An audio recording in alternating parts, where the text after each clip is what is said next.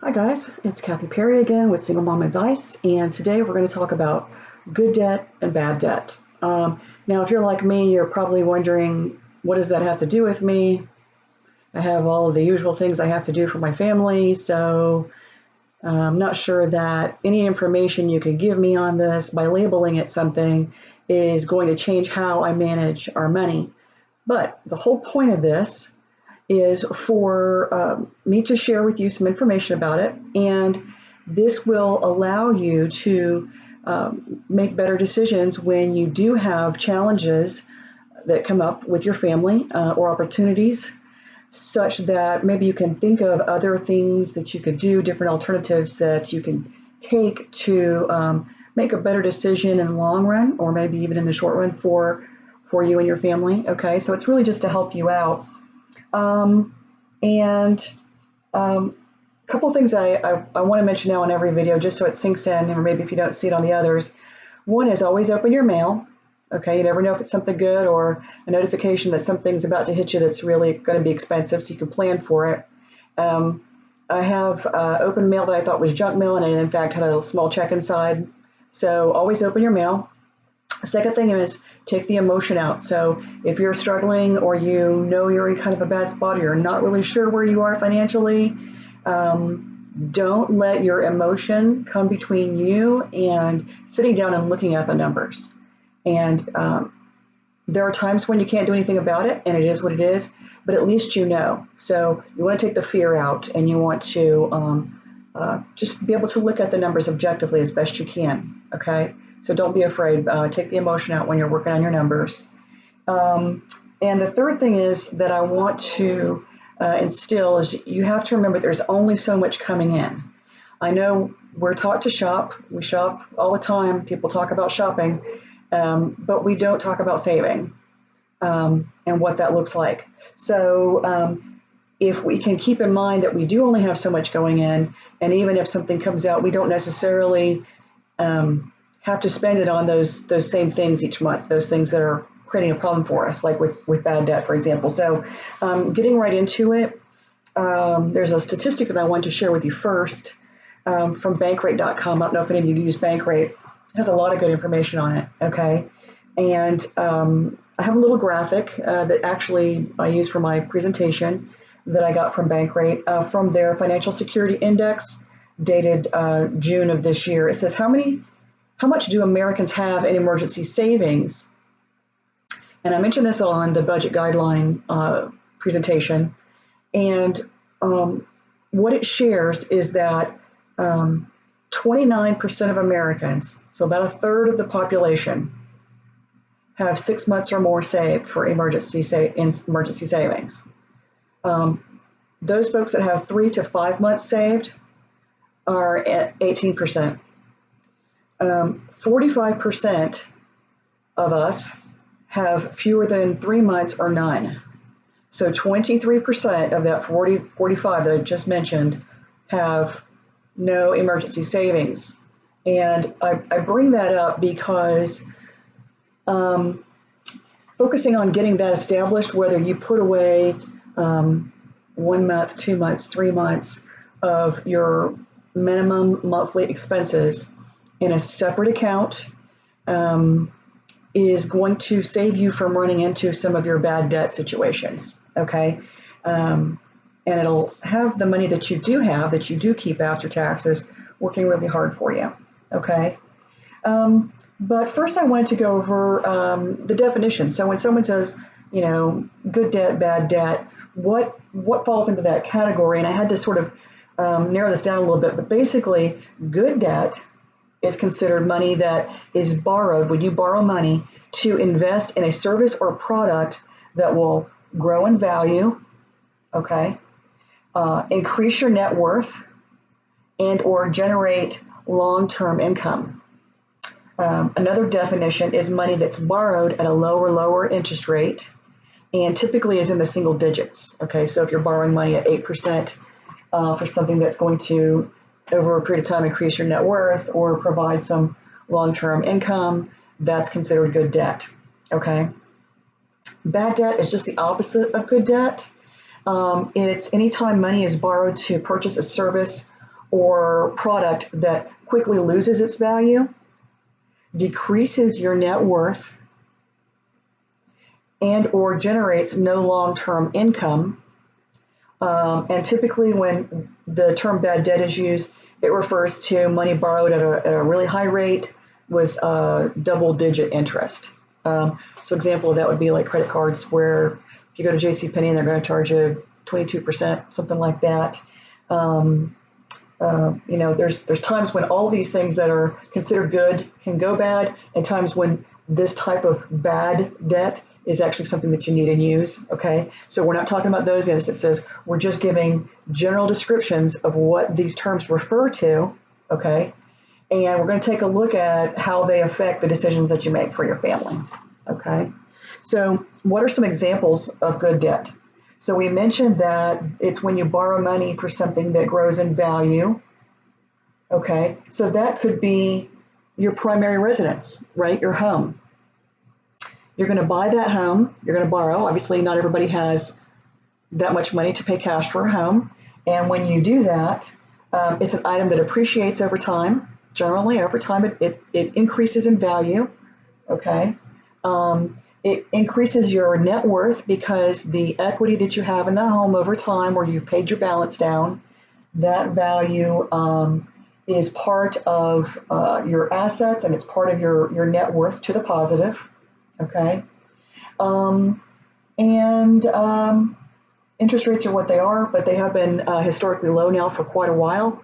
It hasn't been since, I think, the 80s where we were in double digits for real estate. So typically that's a good investment. That's a good example. Another one under real estate would be, rental property. If you buy a home, it's a small starter home. You move into a bigger home when your family expands, or you move and you turn your old home into a rental property, perhaps. That's another example, okay, of where real estate would be considered good debt, okay. Higher education is one that's considered good debt, where you were taking out, let's say, student loans. Now, I'm not advocating student loans by themselves. They do typically have a lower interest rate, so that we're back to that single-digit interest rate.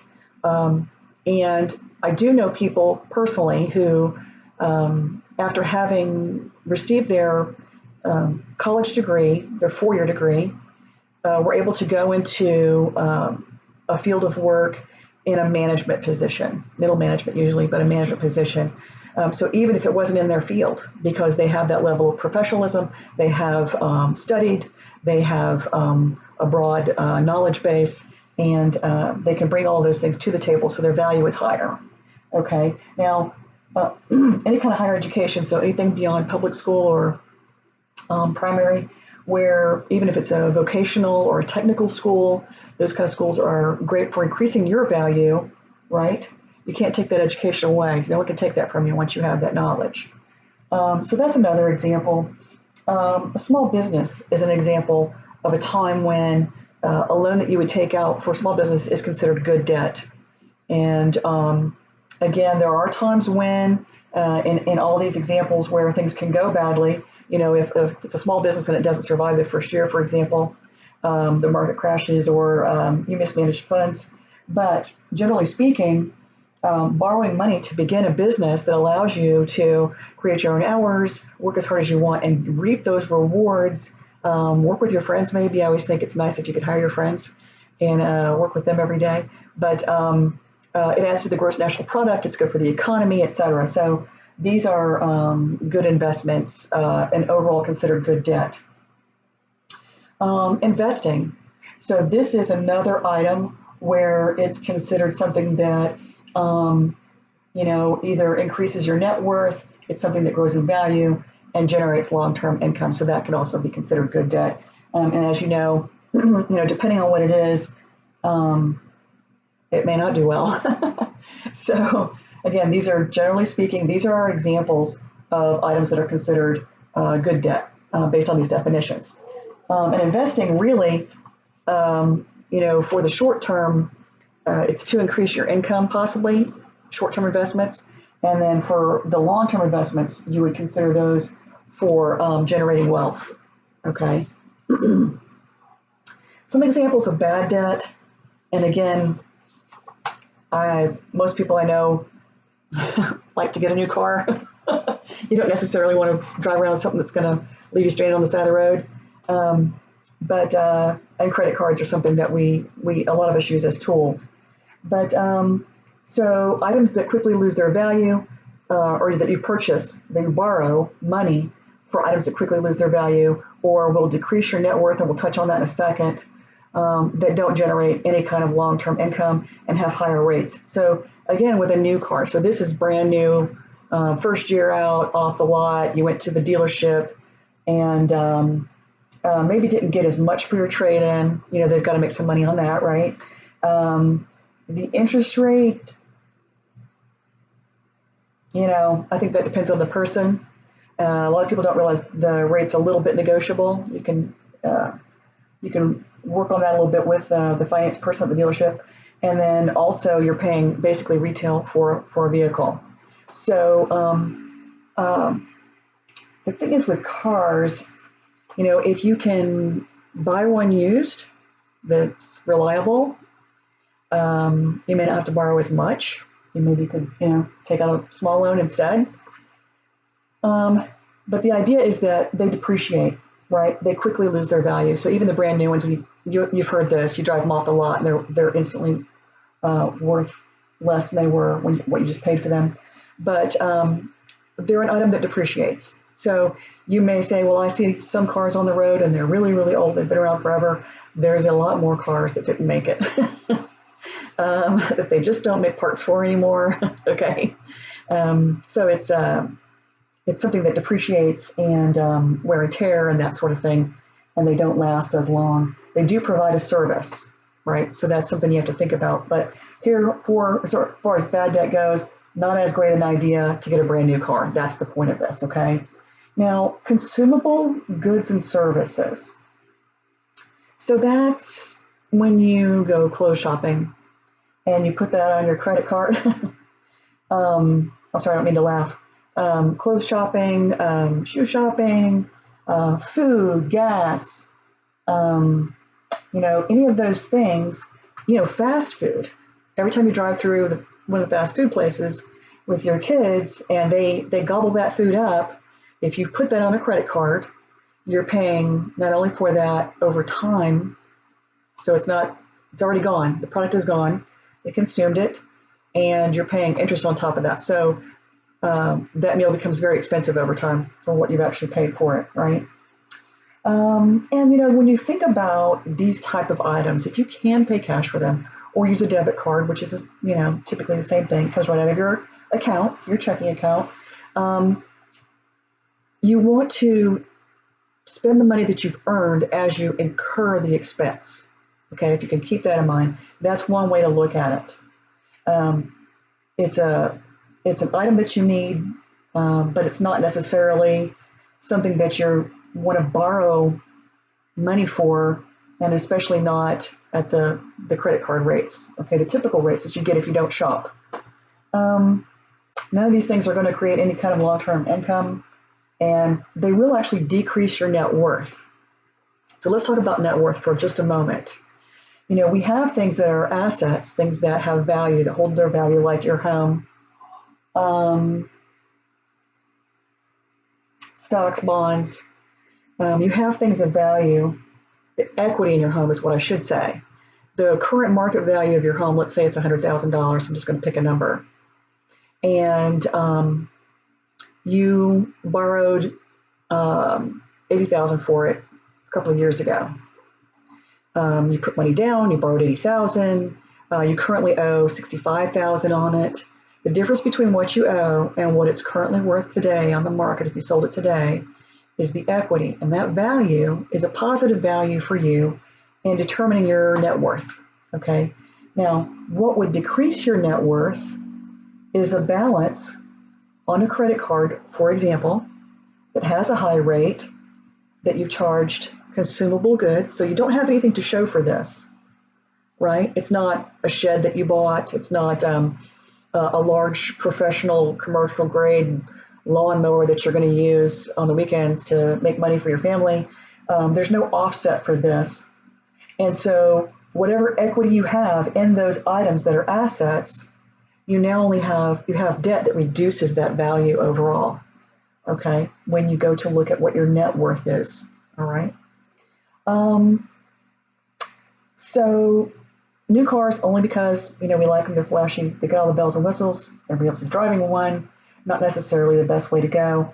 Consumable goods and services. Borrowing money for that, especially at a high rate, not recommended. That's a cash item. Okay.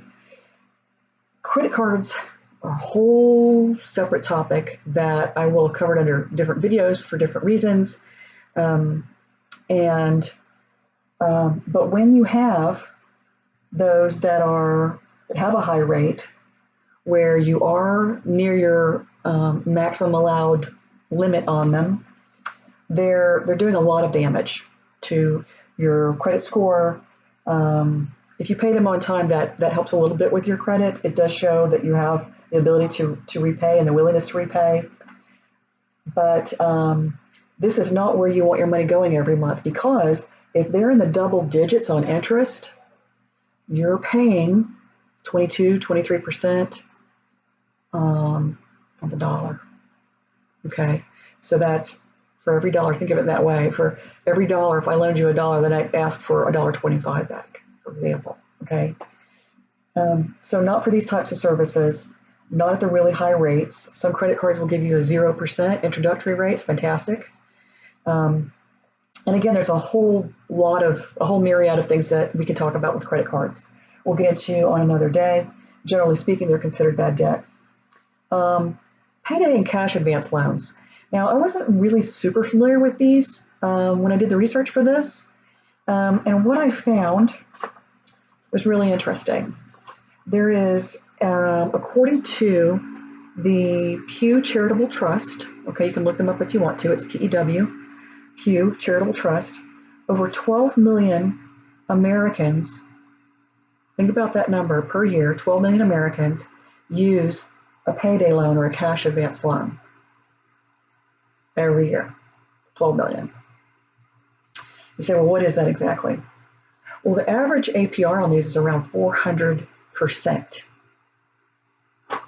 What? Yeah.